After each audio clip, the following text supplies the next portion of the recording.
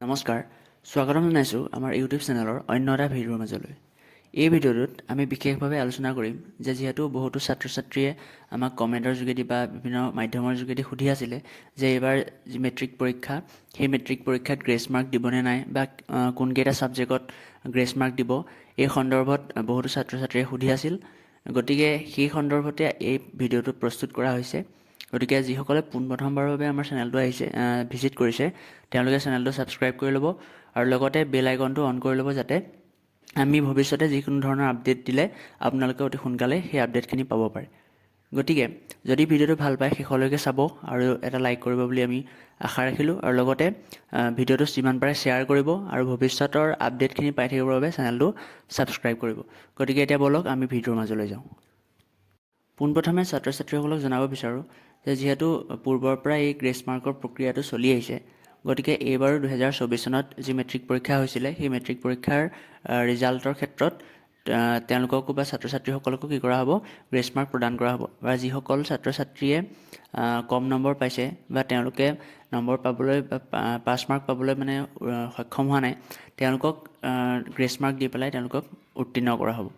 এতিয়া ছাত্ৰ ছাত্ৰীসকলৰ মনত এটা প্ৰশ্ন হ'ব পাৰে যে যিহেতু গ্ৰেছ মাৰ্ক দিয়া হ'ব, কিন্তু কোনকেইটা বিষয়ত গ্ৰেছ মাৰ্ক দিয়া হ'ব। গতিকে এই সন্দৰ্ভত যদি ক'বলৈ যাওঁ, যিহেতু ছাত্ৰ ছাত্ৰীসকলে ভাবি থাকে বা আছামিজ হওক বা যি ইলেক্টিভ ছাবজেক্ট হয় সেই ছাবজেক্টত তেওঁলোকে গ্ৰেছ মাৰ্ক নিদিয়ে বুলি ভাবি থাকে, কিন্তু এনে নহয়। বিশেষভাৱে মেক্সিমাম মানে 3খন ছাবজেক্টত গ্ৰেছ মাৰ্ক দিয়ে, কিন্তু সেই মাৰ্কসমূহ সকলোৱে নাপায়। যিসকল ছাত্ৰ ছাত্ৰীৰ মানে সকলোতে মানে কম নম্বৰ থাকে বা সকলো বিষয়তে তেওঁ মানে পাছ কৰিবলৈ সক্ষম নহয়, কিন্তু তেওঁ 2-3 নম্বৰৰ বাবে পাছ কৰিবলৈ তেওঁ সক্ষম নহয়। সেইকাৰণে সেই যি সেই বিষয়ত তেওঁক কি কৰা হয়, পাছ কৰাই দিয়া হয় সেই গ্ৰেছ মাৰ্কটো দি পেলাই।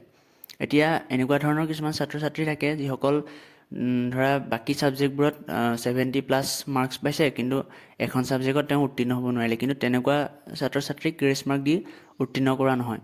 এনেকুৱা আজিলৈকে হোৱা নাই বা এনেকুৱা মাৰ্কশ্বিট মই দেখাও নাই।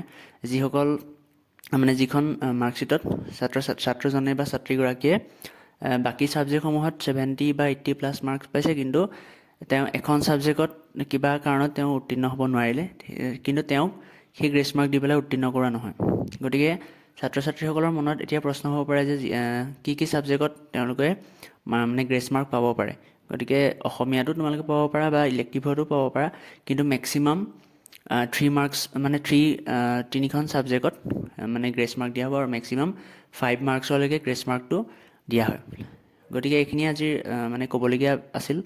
গতিকে যদি ভিডিঅ'টো এতিয়ালৈকে চাই আছা তেনেহ'লে ভিডিঅ'টো এটা লাইক কৰিবা আৰু বন্ধুবৰ্গৰ মাজত যিমান পাৰা শ্বেয়াৰ কৰিবা। আৰু লগতে এটা কথা আমি কৈ থওঁ যে যদি তোমালোকৰ মানে ডাউট থাকে তেনেহ'লে কমেণ্ট ছেকশ্যনত জনাবা, আমি সেই আনচাৰ দিবলৈ চেষ্টা কৰিম। গতিকে লাষ্টত এটা কথাই কওঁ যে চেনেলটো যদি নতুনকৈ আহিছে চেনেলটো প্লিজ ছাবস্ক্ৰাইব কৰিবা আৰু লগতে বেল আইকনটো অন কৰিবা যাতে ভৱিষ্যত যি আপডেট আহি থাকে তোমালোকে অতি সোনকালে পাব পাৰা। গতিকে আজিৰ ভিডিঅ'টো ইমানেই সামৰিছোঁ। ধন্যবাদ। জয় অসম।